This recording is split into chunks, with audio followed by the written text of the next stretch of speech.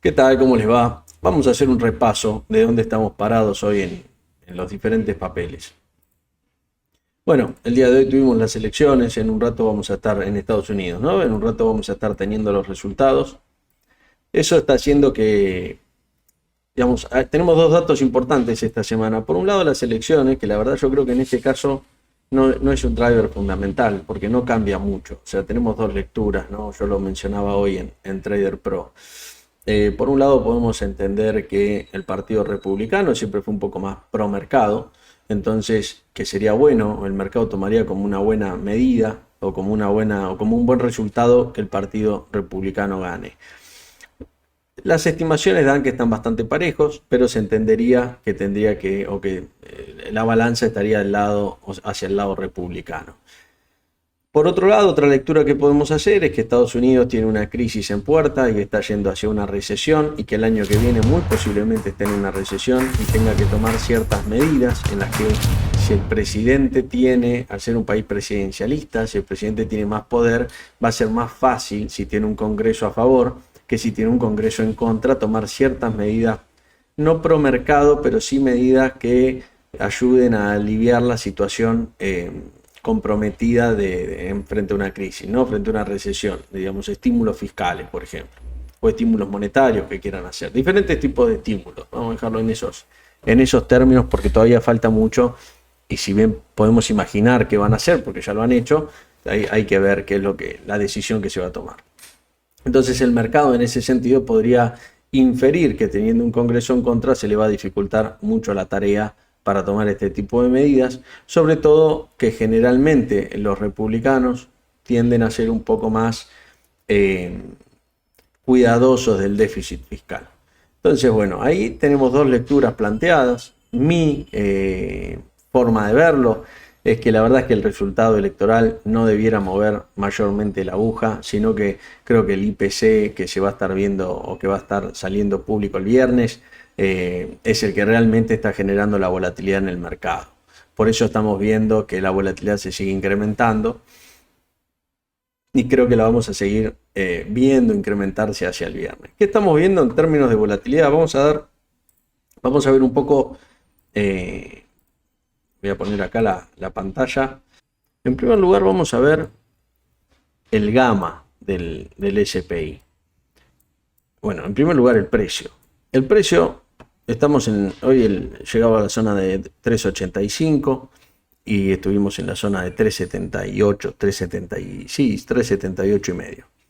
Hoy lo que tenemos es una señal de indecisión, básicamente es un doji, tiene sentido, estamos frente a varias noticias, dos que son las principales que mencionábamos recién, y esto había sido una zona de la 3.85, 3.86, fue una zona, un trigger de volatilidad. Trigger de volatilidad son esas zonas en donde hay mucha cantidad de opciones y la volatilidad se comporta como una barrera. Digamos, el gamma se va a comportar como una barrera en muchas ocasiones. Obviamente que esto no es... la idea de esto no es hacer un pronóstico, sino es entender lo que está pasando en el mercado y saber qué dinámica puede tomar el mercado en ese momento. Básicamente esa es la orientación que yo le doy a este análisis. Si miramos las zonas en donde estuvieron operando los dark pools y los inversores grandes, o las grandes operaciones, digamos, los big prints, estamos viendo que la zona de 3.79 fue una de las zonas donde se operó fuerte, 3.76 fue otra, y hacia arriba no tenemos mayores operaciones. Es verdad que acá lo que estamos viendo es ayer y hoy, con lo cual, como el precio no llegó a esta zona entre ayer y hoy, no tuvimos ninguna operación grande. Es importante porque esto lo que nos indica en parte es que en esta zona, en donde nosotros tenemos esta zona marcada, esta zona de volatilidad, esta gran caída, este sell-off que se da hoy a las 15:15, que tuvimos, hoy tuvimos dos o tres sell-off, ¿no? Vamos a ponerlo en 5 minutos, que quizás se ve un poco más claro. ¿Qué tuvimos?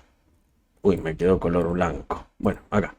Estas tres velas durante 15 minutos de baja constante, tenemos acá que hay una aceleración a la baja, un breve descanso y una aceleración, y acá tenemos otro sell-off. El más importante de estos para mí, que quizás, bueno, depende qué lectura venían teniendo del mercado, pero el que para mí fue más operable fue este, por el hecho de que, bueno, yo ya tenía la zona gris marcada, entonces estaba esperando la caída. Entonces, la verdad es que fue más fácil capturarlo. Después yo no estuve muy activo operando más abajo. Hice algo más, pero no. La verdad es que este fue el que esperaba agarrar, más que nada en el futuro, no en el índice. En el índice yo tengo posiciones de opciones generalmente, no suelo operar intradía el índice. Pero bueno, eso también depende de cada uno como lo estaba viendo. Quizás alguien que era tendencial o que estaba haciendo una operación o tiene un sistema tendencial, es más probable que agarre el segundo impulso, que es este de acá, o bueno, todo el movimiento, ¿no? Si tiene otro sistema. ¿Qué quiero decir con esto? Este movimiento bajista que estamos viendo acá no se debe a una venta agresiva, porque no estamos viendo que los dark pools hayan operado en esta línea. Lo que estamos viendo es que el mercado se cayó, se derrumbó. Si lo estábamos o si lo veíamos en el momento, ahora estamos haciendo un análisis posterior al mercado, ¿no? En este video. Pero si lo estábamos viendo en el momento, hubiésemos visto que el flow de las opciones es el que estaba impactando acá directamente. Entonces vamos a sacar este gráfico para que no nos moleste. Vamos a mirar. Este es el gráfico del gamma, que ya lo vimos, o si lo vamos a repasar. Pero lo que nos está marcando es cuál es la exposición a gamma del mercado. Es decir, dónde está parado hoy el mercado. 381 es cuando yo saco el print este. De acá es donde tenemos los calls hacia arriba, los puts hacia abajo. Acá hay una asunción de que los calls están vendidos y los puts comprados. Perdón, de que los puts están, sí, exacto, comprados para coberturas y los calls vendidos, salvo algunas operaciones que se hacen que son estructuradas. Esto hay que entender que siempre va a estar sobredimensionado. Cuando hablamos de exposición a gamma, siempre vamos a estar sobredimensionando las operaciones en descubierto, por un motivo muy sencillo. Puede haber errores en donde hay, yo le llamo errores, en realidad son por un montón de factores, en donde una operación se considera descubierta estando cubierta. Un caso muy simple puede ser una institución que tiene dos cuentas, en una tiene vendidas operaciones y en la otra tiene compradas, entonces se va a entender que estas operaciones están descubiertas cuando en realidad no lo están. Pero no puede ser al revés. No pueden tener nunca una operación cubierta cuando están descubiertas, porque nadie va a poner, digamos, nadie va a presentar ni a cubrir posiciones por ustedes. Entonces, siempre el error va a tender hacia un lugar. Si hay un error, va hacia un lugar. Y siempre hay, estadísticamente hay un error. Puede haber más, menos, pero siempre hay un error. Error me refiero a, obviamente, nosotros que estamos sobredimensionando la cantidad de descubiertos que hay. Pero bueno, eso lo sabemos. Nadie hace pública sus posiciones, por supuesto, menos aún los fondos y menos los inversores institucionales. Así que bueno, eso es así, es un juego, es un póker, digamos. Y después tenemos el flow del día. ¿Qué pasó durante el día? Bueno, acá lo que estamos viendo en este gráfico no es ni más ni menos que cómo se comportó o qué estuvimos viendo durante el día en el Standard & Poor's. Acá lo que vemos es la agresividad de los compradores y los vendedores. ¿Qué significa esto o qué nos muestra?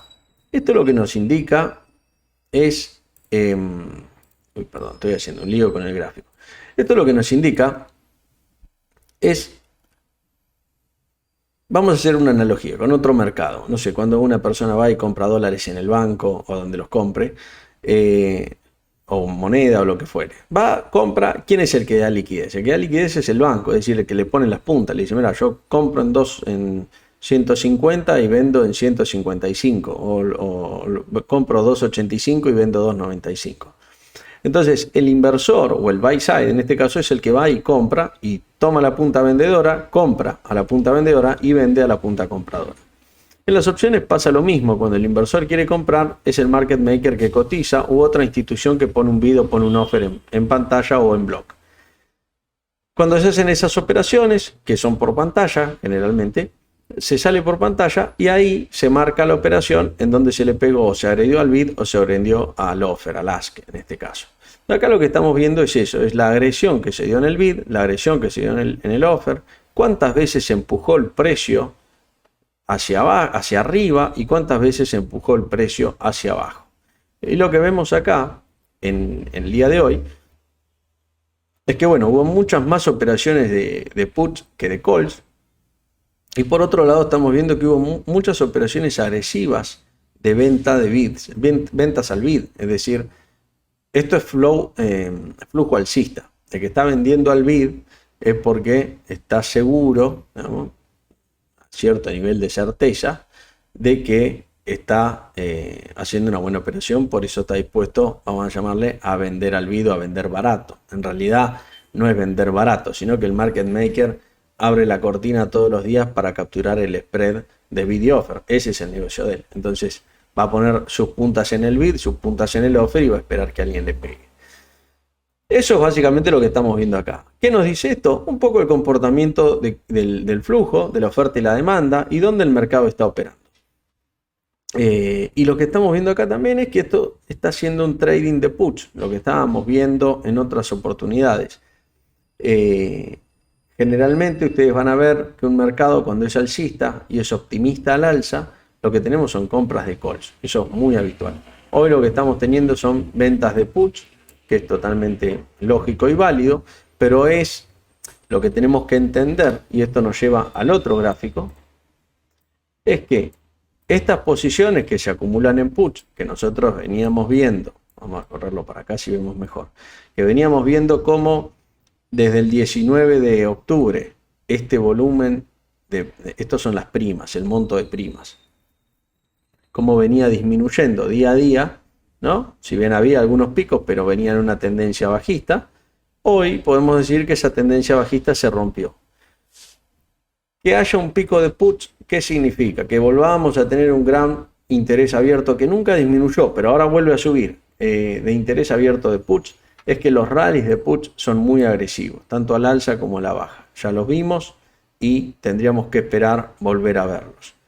Mi visión, entendiendo esto que está sucediendo, en mi interpretación, es que tenemos que esperar al viernes, porque el viernes lo que va a hacer es el gatillo para mí. El viernes va a gatillar, el viernes tenemos el dato de inflación. El viernes puede gatillar un movimiento y ese movimiento va a ser muy volátil. Yo infiero y sospecho que el dato, esto es un poco futurología, no es para operar en consecuencia, pero que el dato no va a ser bueno o puede no llegar a ser bueno y eso puede tirar al mercado muy fuerte para abajo. Si el dato es bueno, vamos a seguir viendo qué sucede mañana. Faltan varios días y es mucho, 2 o 3 días cuando analizamos el flow. Tenemos que ver cómo se acomoda. Pero si tenemos una gran posición de puts abiertos, lo que nos va a suceder, o lo que puede llegar a pasar, es que si el mercado hace un rally, tengamos un sell-off muy fuerte como vimos hoy en algún momento, que lo vimos en 3 velas de 5 minutos, pero un sell-off muy fuerte lo podemos ver como se vio los otros días. Vieron cuando tuvimos un sell-off muy fuerte después de estas noticias que fueron malas, que en 2 días el mercado cayó un montón. Hay que tener cuidado con eso. Yo tengo una visión de mercado bajista, entonces en esta circunstancia voy tomando operaciones a la baja, pero siempre cubriendo al alza. Pero bueno, eso es mi visión, al menos en el Standard & Poor's, a lo que estamos viendo hoy. Este es el max pain, es decir, el máximo dolor de las opciones. Y acá ya estamos cerrando en lo que sería el análisis de flujo. Acá estamos viendo el vencimiento de noviembre y lo que queremos ver es, con las opciones que tenemos hoy abiertas, el interés abierto que hay hoy, como podrán ver, hay más puts que calls. Lo que veníamos viendo recién en diferentes gráficos tiene sentido que todos apunten hacia el mismo lado. Lo que estamos viendo hoy es que voy a hacer un breve repaso de esta teoría o de este planteo. El max pain se basa en la idea de que la mayoría de las opciones terminan fuera del dinero y terminan sin valor. Entonces se calcula cuál es el valor, el precio del subyacente en el cual la mayoría de las opciones pierden más dinero. ¿Dónde se pierde más dinero? Entonces se mira dónde pierden más dinero los calls, dónde pierden más dinero los puts de todas las posiciones abiertas, ¿no? Y ahí se calcula el precio, este max pain, que es el máximo dolor, es donde pierden más los comprados, los vendidos, donde pierden todos, ¿no? Generalmente, obviamente, los que pierden son los comprados, pues son los que pagaron las primas, y los que ganan son los vendidos. Esta teoría es un poco, hay una teoría del jugador, por ejemplo, que se basa en hacer lo contrario a lo que hace el perdedor, digamos. El tipo que va, juega la ruleta y juega 34 números, juega 30, tiene un sistema que es pésimo, no sé, el que fuere, no estoy diciendo que este sea pésimo, el que fuere, y se basa en jugar en contra de lo que juega ese jugador. Esta parte de la misma base. La teoría es, como los compradores siempre pierden, vamos a ver dónde están los vendedores y dónde pierden más los compradores. Donde los compradores pierden es donde los vendedores están ganando. ¿Quiénes son los vendedores? Básicamente los que dan liquidez, los market makers, que son los que ganan consistentemente en el mercado. Esta teoría apunta a entender dónde están posicionados los market makers y infiriéndolo a través de la posición de los comprados. Así que bueno, creo que con esto no quiero hacer muy largo este video. Terminamos con el Standard & Poor's y después vamos a estar viendo algún otro activo. Les mando un saludo y estamos en contacto.